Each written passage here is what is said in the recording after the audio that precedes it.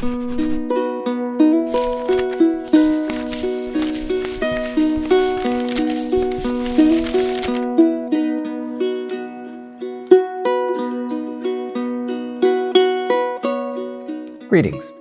I'm Father Ed Quinnan, the Superior of the Jesuits in Fiji and Micronesia, and I'm here to offer some reflections on the 32nd Sunday in Ordinary Time.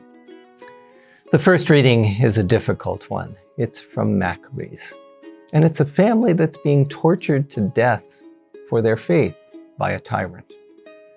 I would like to say this is just history, but aren't people still being tortured for their faith? Don't we still see martyrs? And can we Christians act as Jesus would?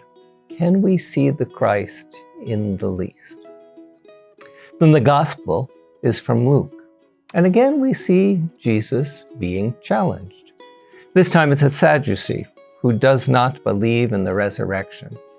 And he offers a hypothetical case. One brother after another dies.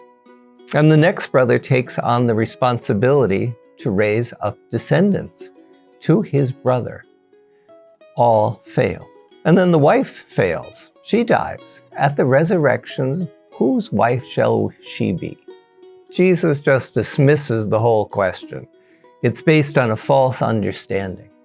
Life for those deemed worthy of the coming age will not look like our current experience.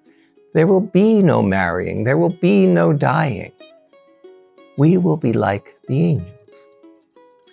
Jesus concludes by a reference to Moses. Such a reference would carry great weight with his opponents. Moses said, God is the God of Abraham, Isaac, and Jacob. God is not the God of the dead, but of the living. The patriarchs are alive in God. These three patriarchs were not perfect men. God changed the names of Abram to Abraham and Jacob to Israel, but the middle one, Isaac, he always remained Isaac. His name means he who laughs.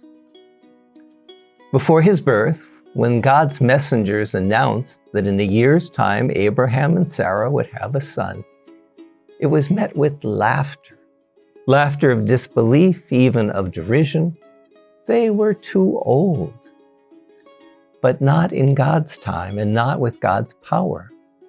The laughter becomes a badge of honor for Isaac. Isaac, who Abraham sought to sacrifice, but God intervened. Isaac had two sons and he favored the older Esau. But Isaac was deceived by Jacob the younger with the help of Isaac's wife, Rebekah. Jacob steals the birthright. Still, it's Jacob that God favors. Jacob who wrestles with an angel and receives a blessing. Jacob who begets 12 sons. And that is the origin of the 12 tribes of Israel. And it is Jacob who in turn is deceived by his sons who report the death of his favorite, Joseph. And Joseph tricks the whole family, bringing them to Egypt where they survive famine, they grow in number, but now they are the recipients of violence and prejudice. God takes three men and begins a people that brings forth Jesus, who himself is sacrificed. And the Spirit of Jesus is at work in us, baptizing our imperfections, rendering us holy, to the extent we say yes to him. Might you offer a part of yourself to him today? What part do you find imperfect?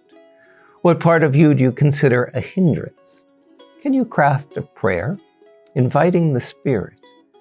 I suggest you don't ask to be relieved of this part, but rather make it a prayer of surrender. As the laughter of Sarah and Abraham became he who laughs, Isaac, may our foibles become a grace in our lives. Blessings on your day.